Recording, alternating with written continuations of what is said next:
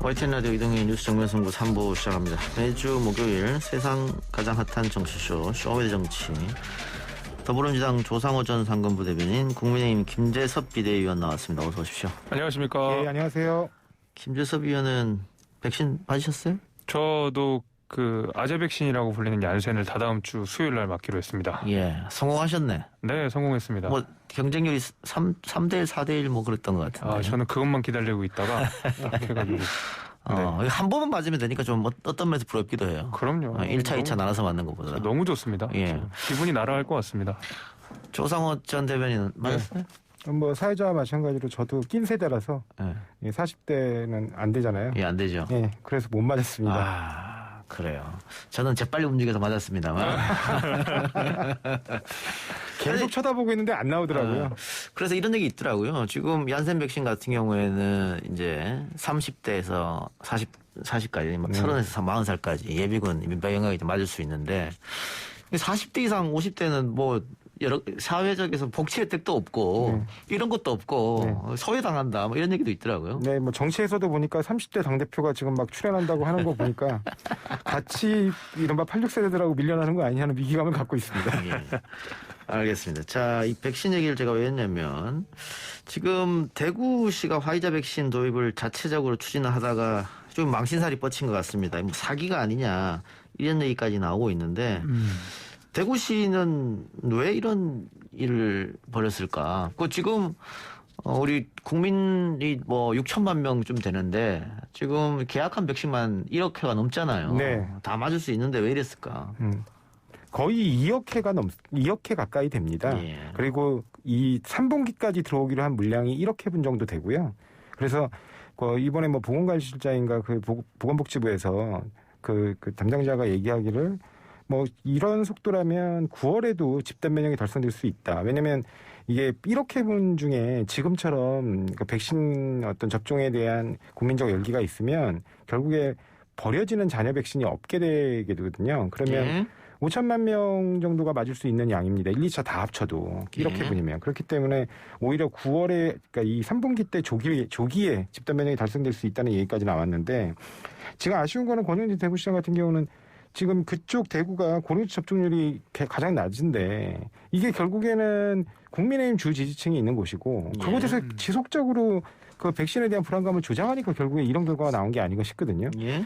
그 부분부터 먼저 적극적으로 대구시에서 국민 불안감을 좀 잠재울 수 있도록 그 캠페인을 먼저 좀 하시고 어차피 지금 백신 물량은 잠깐 그 가뭄이 있었을 뿐이지 이제부터는 굉장히 충분한 상태로 공급되고 있으니까 그런 부분에 좀 더 신경 써주셨으면 좋겠다는 생각 듭니다. 예, 김의원. 네, 저는 특히 이제 백신 문제에 관련돼서는 저희 당을 두둔하고 싶은 생각이 전혀 없습니다. 예. 백신 관련해서는 여야 막론하고 잘못한 거는 세게 비판받아 마땅하다고 생각을 하는데 문재인 정부가 백신 확보에 관해서 굉장히 안일하고 그런 대처를 했다는 것에 대해서 뭐 줄줄이 제가 비판을 한 바 있고 저희 당에서도 비판을 했었고 그걸 뭐 부인하기는 어렵다고 생각을 합니다. 예. 근데 백신을 갖고 정쟁을 하는 모양새를 비춰주는 야당에 대해서도 저는 항상 이 비판을 좀 계속했었거든요. 예.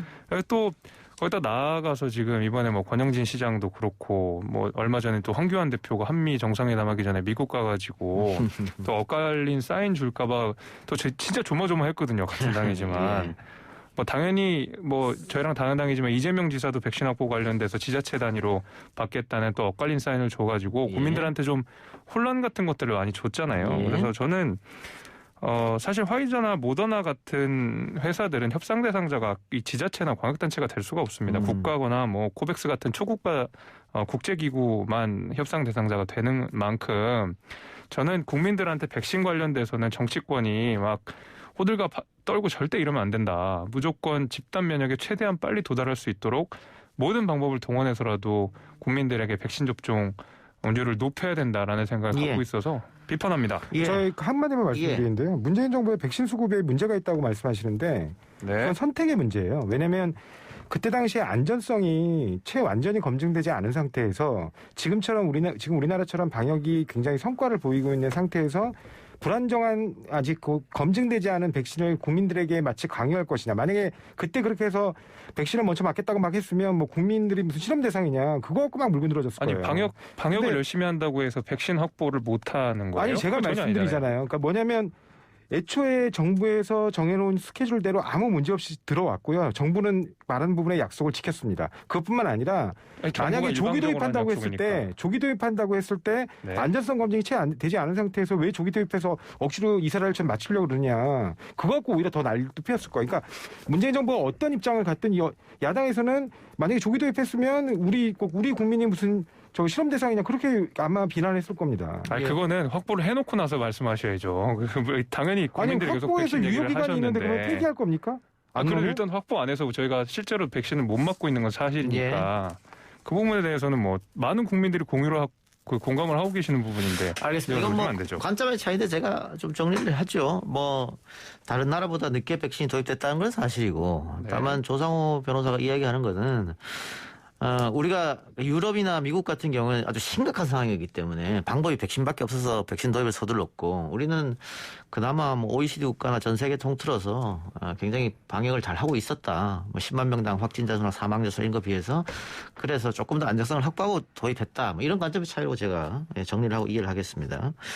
그리고 또 하나만 더 말씀드리면은 우리 언론이 백신 불신을 조금 조장한 측면이 있긴 하죠. 그렇기 때문에 지금 TK, PK 지역에서 50% 정도밖에 백신 예약률이 나오지 않는 건. 근데 지금 언론이 약간 태세전을 했어요. 이제는 맞아야 된다고 이렇게 바뀌었는데 조금 일찍 그렇게 해줬으면 어땠을까 그런 아쉬움이 좀 든다는 말씀드리고 어제 조국 전 장관 회고록 논란과 관련한 송영길 대표의 사과가 있었는데 김한정 의원, 또 김용민 의원, 김남국 의원, 뭐 이런 의원들은 사과를 도대체 왜 하느냐, 뭐 이렇게 얘기를 하기도 하고, 또 민주당 지지층들은 조금 심한 분들은 뭐 송영길 탄핵해야 된다, 대표로 물러나라 이런 얘기까지 하고 있는데, 네.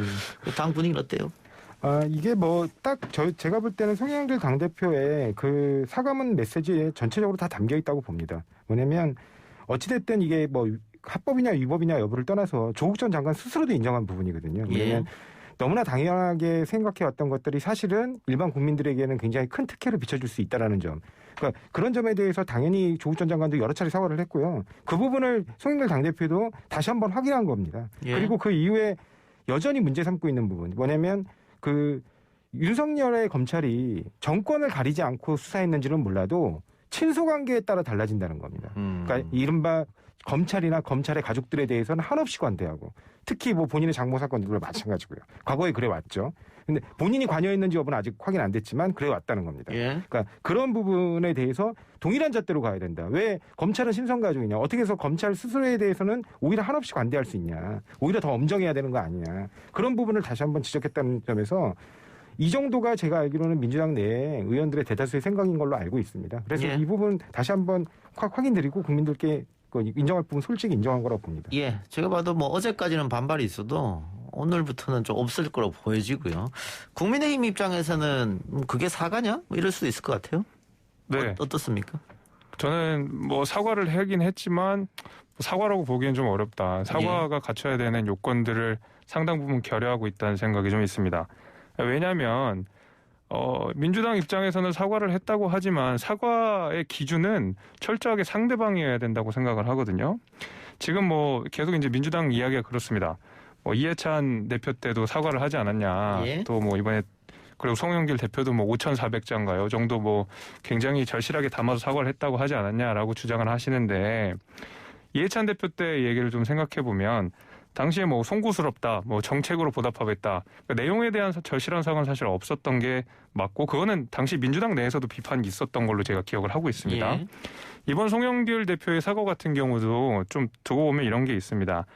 윤리적으로 좀 문제가 될 수 있다. 뭐 그런 부분은 조국 전 장관도 그렇고 송영길 대표도 인정을 하는 것 같은데 문제는 사실 지금 사모펀드라든지 증거인멸이라든지 하는 실제로 정경심 교수가 판결을 통해서 유죄 확정을 받은 내용에 대해서는 아무런 사제가 없었다는 이야기를 좀 언급조차 없었죠. 사제가 아니라. 1심 판결. 예, 그렇죠. 네. 1심 판결에서요.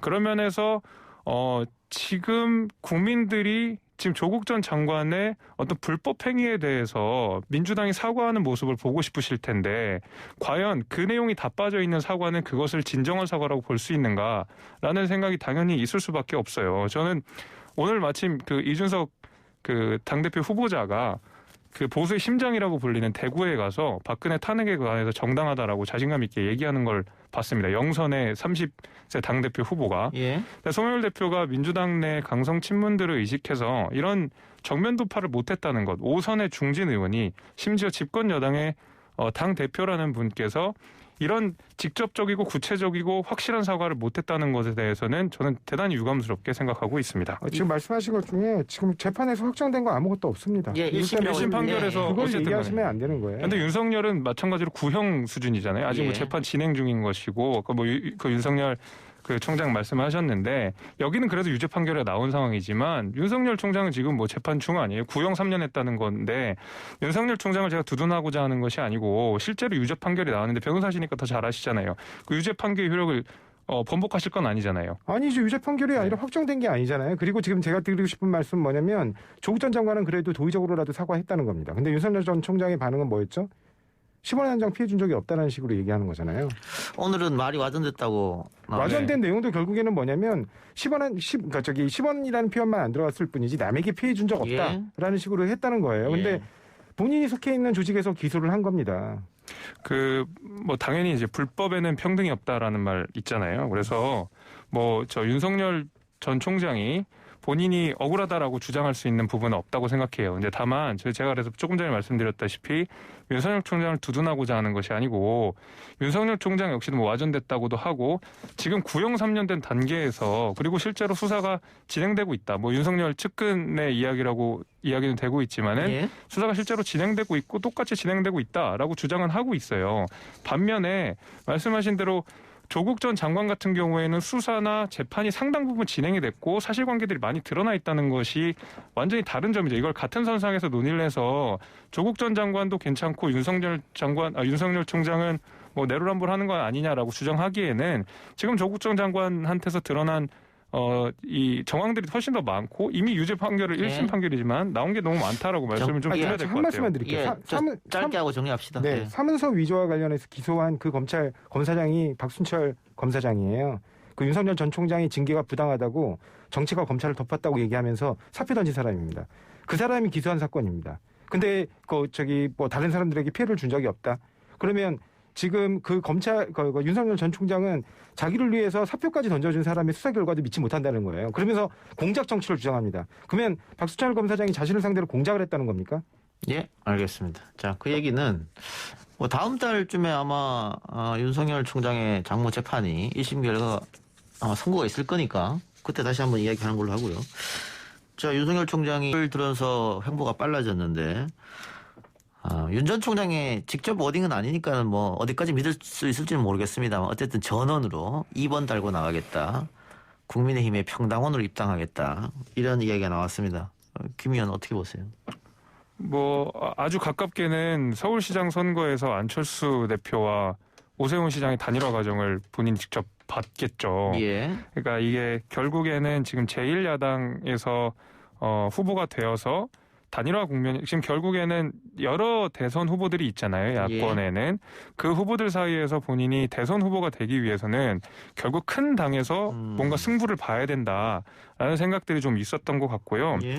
그래서 이제 신당 창당이나 뭐 제3지대 같은 거는 뭐 사실 뭐 여론이나 뭐 대중들이 많이 이야기를 했지만 실제로는 그 선수들이 한 번도 제3지대라는 얘기를 한 적도 없었어요. 뭐 금태섭 의원 정도를 제외하고는 김종인 위원장 스스로도 제3지대나 신당 창당 같은 것들은 없다라고 못을 박았었고 예. 윤석열 총장도 계속 이제 말을 아끼다가 사실상 이제 국민의힘에 입당하겠다는 강한 시그널을 준 것이기 때문에 저는 뭐 너무 당연한 일이라고 생각을 하고 어차피 국민의힘으로 올 것이라고 생각은 했었습니다. 그럼 언제 등판할까요? 글쎄요, 뭐 전당대회 끝나고 나서 평당원으로 입당한다고 하니까 예. 되게 뭐 6월 중으로는 결정이 나지 않을까 싶습니다. 6월 중으로 네. 두고 봅시다. 자, 민주당 5차 재난지원금 방향이 전국민 지역화폐로 가는 것 같습니다. 이게 뭐 2차, 3차, 4차 때 선별을 해봤더니 경기 부양 효과는 없었다. 뭐 이게 통계로 나온 거니까 이제 백신도 많이 맞아가고 해서 추석 전에 경기 부양 효과 혹은 대통령이 얘기했던 뭐 위로 차원 뭐 이럴 수 있을 수 있겠고요. 어쨌든 조국민 재난 지원금의 가닥이 잡히는 것 같은데 홍남기 부총리가 절대 안 된다 다시 태클을 걸고 나섰고 또 하나는 당내에 그 몇몇 의원들이 이거는 이재명 띄우기다라고 반대하는 것 같아요. 그러면 반대하는 의원들은 뭐 다른 후보를 밀고 있는 것 같다는 생각도 드는데. 근데 사실은 지금 이 부분 관련해 가지고 이미 본인들의 뜻과 의지대로 본인이 당대표 시절이거나 총리 시절에 관철해서 지급한 게 선별지급이었고요. 2차, 3차, 4차. 그렇습니다. 근데 그 부분에 대해서 경제적 승수 효과가 없었다는 점은 아까 사회자님 말씀하신 그대로거든요. 예. 근데 1차 재난지원금은 상당한 효과를 거둔 게 판명이 났습니다. 예. 그러니까 이거를 자꾸 손실보상 말씀하시는데 손실보상은 당연히 해줘야 되는 거고요. 예. 그것과 별개로 지금처럼 내수 경기가 위축되고 있는 상황에서 오히려 글로벌 상황 뭐 코전이 되면서 그 수출 경제는 굉장히 좋거든요. 예. 이런 부분들이 근데 내수로 흐르지 않는 문제가 있다는 겁니다. 예. 이 내수로 흐르지 않는 이런 문제를 예산을 통해서라도 움직여줘야 된다는 거고 그걸 홍남기 부총리는 뭐 본인이 뭐 재정 전문가니까 반대할 수는 있는데 그건 강요 중에 한 사람의 생각일 뿐입니다. 그러니까 이 부분에 대해서는 지금 여당에서 추진한다면 그걸 받아야죠. 어떻게 안 받을 거예요. 결국에는 제도를 만들어가는 건 국회가 하는 건데. 그래서 그 부분 당연히 해야 된다고 생각합니다. 예. 뭐 직을 건다 이런 얘기가 들리던데. 그러면 뭐 직을 걸어야죠. 뭐. 예, 알겠습니다. 자, 야당은 어떻습니까, 김재섭 의원? 이거 손실보상법 이야기를 하고 있는 거는 뭐 알겠고 재난지원금 지급에 찬성하는 겁니까? 반대하는 겁니까? 글쎄요, 뭐 당 전체 입장을 제가 대변하기 좀 예. 어렵겠지만은 기본적으로 선별 지급을 하자는 게 저희 당의 입장인 것 같거든요. 예. 근데 뭐 홍남기 부총리가 얘기한 대로 재정이 화수분이 아니잖아요. 예. 지금 그 소상공인 같은 경우에는 특별히 지금 어려움들을 겪고 있는 분들이 대단히 많습니다. 그러니까 소위 예. 말하는 K 리커버리라고 하는 그 양극화 현상들이 두드러지게 나타나고 있고 그렇기 때문에 지금 어차피 우리가 재정이 한정된 상황에서 이분들에 대한 구제가 선별적으로 그리고 집중적으로 이루어지지 않으면 오히려 소위 말하는 이제 화이트 컬러들은 가처분 소득이 더 늘었어요. 그런 분들까지 우리가 다 커버를 하면서 소상공인 정말 직접적인 타격을 입은 소상공인들을 외면해야 될 필요가 있느냐라는 문제의식이 있었던 거고요. 예. 오늘 그럼 조금 비판하고 싶은 내용은 뭐냐면 윤호중 대표가 지금 추경을 하겠다고 하면서 이게 뭐 빚지는 것도 아니라고 이야기를 하면서 뭐 세수가 더 거쳐서 그렇다는데 실제로 보면은 이 세수라고 하는 것이 지금 저는 이거 되게 무책임한 얘기라고 생각하거든요. 이거 기저효과라는 거 모르는 사람 없습니다. 그리고 지난 그 유예금을 납부하는 효과 때문에 2월 달에 왜냐하면 이제 지난해 반도체가 너무 아주 극도로 부진했었잖아요. 그래서 2월 달에 우리가 그 유예금이 납부된 것들 그다음에 다들 아시다시피 이 양도 집값이 너무 많이 올라서 양도소득세가 한 9억 정도 9조였나요? 9억인가 9조겠죠.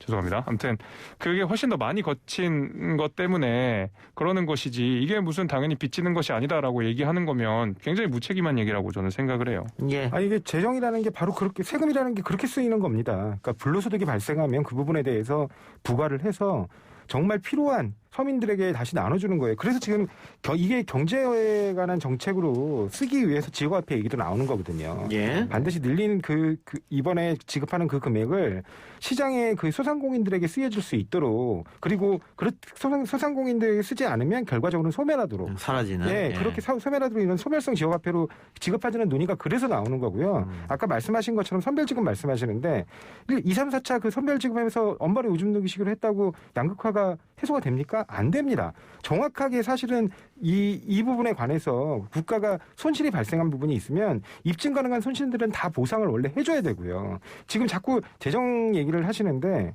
아니 국민들은 다 거지가 되고 있는데 그러면 나라만 부자면 뭐합니까? 그리고 아까 말씀하신 대로 그렇게 그 집값이 올라가지고 양도차익이 많이 발생해서 양도소득세 많이 걷었으면 그걸 국민들한테 돌려줘야지 왜 국가가 자꾸 품으려고 그래요. 즉 국민도 거지가 된다고 하시는데 국민 중에서 일부만 거지가 되는 것이지 전부가 거지가 되는 것이 아니잖아요. 그러면 국가의 입장에서는 거지가 된 그리고 지금 당장 생활이 어려운 분들한테 지원을 하는 것이지 생활이 어렵지 않은 분들한테까지도 다 나눠주는 것이 어떻게 국가의 역할이에요. 소비 진작책으로 일반 소상공인들에게 그게 지역화폐를 쓰이게 되면 거기서 경제적 승수 효과가 발생해서 그분들 소득 다 늘어나거든요. 승수 효과에 대한 논의는 아직 좀 더 진행되고 있다는 약간 찬반 논쟁이 있다는 것으로 알고 있고요. 그리고 특히 지금 뭐냐면 결국에는 이걸 외면하게 되시잖아요. 소상공인들한테 그럼 결국 정말 직접적인 타격을 입은 자영업자 소상공인들한테 충분하고 넉넉한 지원금을 지급하지 못하는 데에서는 당연히 동의를 하실 수밖에 없는 거 아니겠어요? 아니, 충분하고 넉넉한 지급을 해야 된다고 그래서 확대 재정을 해야 된다고 얘기하는 거예요. 확대 재정은 누가 냅니까? 세금 걷어야 되는 거 아니에요? 아니 지금 세금 거치는 것도 있고 필요하면 국가가 빚을 내야 된다는 겁니다. 왜 국민들에게 자꾸 국민들에게만 희생을 강요하고 국민들에게 빚을 전가하려고 하냐고요. 국가가 빚을 지면 국민이 갚는 거잖아요. 미래 세대가 갚는 건데. 잠깐만요. 제가 그러면 김재섭 비대위원한테 지금 네. 어쨌든 소상공인이 가장 어려우니까 네. 두텁게 지급해야 된다. 네네. 어려운 사람들한테 그거잖아요. 네네네. 그래서 이제 2차, 3차, 4차는 그렇게 지급한 거고. 네네. 근데 제가 우리 YTN에서 소상공인 단체하고 여러 번 인터뷰했는데 네. 소상공인들이 하는 말은 두텁게 줄 필요 없다. 그냥 전 국민한테 줘라. 이런 얘기를 했거든요. 그러니까 왜냐하면 1차 때 해보니까 이게 아까 얘기한 대로 석 달 안에 안 쓰면 안 되기 때문에 무조건 써야 되잖아요. 그러니까 손님들이 많이 늘어나더라. 이런 얘기를 했단 말이죠. 네네네. 그렇다면 소상공인들이 원하는 대로 해주는 게 낫지 않을까요? 아, 그게 저는 제 생각은 좀 들었습니다. 이제 소상공인마다 좀 차이가 좀 있을 수 있을 뭐 것 그럴 수 같긴 있겠죠. 네, 있을 수가 좀 있을 것 같은데 당장 이제 월세나 지금 밀린 공과금을 못 내는 분들도 상당하다고 들었어요. 예. 지금 정의당을 비롯한 국민의힘이 이렇게 연대를 해가서 이 당장 도산 직전에 그걸 목도로 한 이 자영업자들에 대해서 집중적으로 충분하게 공급하지 않으면 이들 당장 불도산한다 하는 분들도 분명히 있거든요. 예. 그래서 물론 많은 분들한테 이런 지원금을 주셔서 그것이 경제에 돌아가게 하면 베스트겠지만 경제가 돌아가는 건 둘째치고 그 전에 당장 이 사업이 망하게 생긴 소상공인 업자들한테는 넉넉하게 주셔야 되고요. 예. 그 부분은 저도 여러 소상공인들을 통해서 확인한 내용이기 때문에. 알겠습니다. 네. 예. 자, 그럼 조상호 네. 저 의원한테도 좀 여쭤보죠. 그 민주당은 손실보상 입법도 완료해가지고 손실보상을 네. 지급하고 네네. 그다음에 이게 전국민 재난지원금도 지급하고 네. 두 가지 다 하자는 얘기입니까? 맞습니다.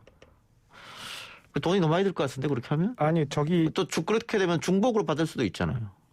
중복이 문제가 아닙니다. 그거는 아까 말씀드린 것처럼 전국민 재난지원금은 그냥 소비진작 차원에서의 어떻게 보면 경제정책에 가깝고요. 예. 손실보상은 이게 복지정책이라고 볼 수도 있지만 우리 헌법상 당연히 요구되는 그 피해 입은 업종 그분들의 권리예요. 예. 그것들을 지금 입법이 뒷받침해주지 않고 있는 이 상태가 지금 위헌인 겁니다. 왜냐하면 우리 헌법 23조 3항에 뭐라고 돼 있죠? 공익을 위해서 재산권들의 사용을 제한하면 정당한 보상을 해주게 돼 있습니다. 법률로서. 그런데 예. 재산권 사용을 제한했잖아요. 그분들이 뭐 잘못했나요? 잘못한 게 없는데도 불구하고 코로나 확산 방지라는 공익을 위해서 영업시설 사용을 제한했다고요. 그러면 보상이 이루어져야 된다는 겁니다. 코로나가 19년부터 문제가 터졌는데 네네. 소급 적용은 1년을 해야 됩니까? 6개월을 해야 됩니까? 3개월을 해야 됩니까? 저는 다 해야 된다고 보는 게 다 해야 된다고 봅니다. 그리고 그 부분에 관련해서 필요하다면 아까 말씀하셨잖아요. 피해 입지 않은 업종들이 있고 더 오히려 돈을 버는 업종들도 있다. 거기 더 증세를 해서라도 걷어야죠. 홍남기 부총리가 절대로 안 된다고 하겠네요. 너무 시원하게 쏘시려고 하는 거 아닙니까? 아니 민주당에서? 지금 우리 재정 상태가 그렇게 나쁘지 않아요. 저 OECD 많은 나라들과 그 비교해봐도. OECD 통계 우리나라 좀 다른 거 아시잖아요. 저희 아니요, 우리나라는 OECD에서는 오히려 권고하고 있는 상황입니다. 확대 재정을. 알겠습니다. 예. 뭐 재정 문제까지 토론하면 시간이 모자라니까 두 분 토론 이쯤에서 마무리하고요. 다음 주에 또 시간 갖도록 하겠습니다. 지금까지 김재섭 국민의힘 비대위원, 조상호 더불어민주당 전 상근부대변인이었습니다. 고맙습니다. 네, 감사합니다.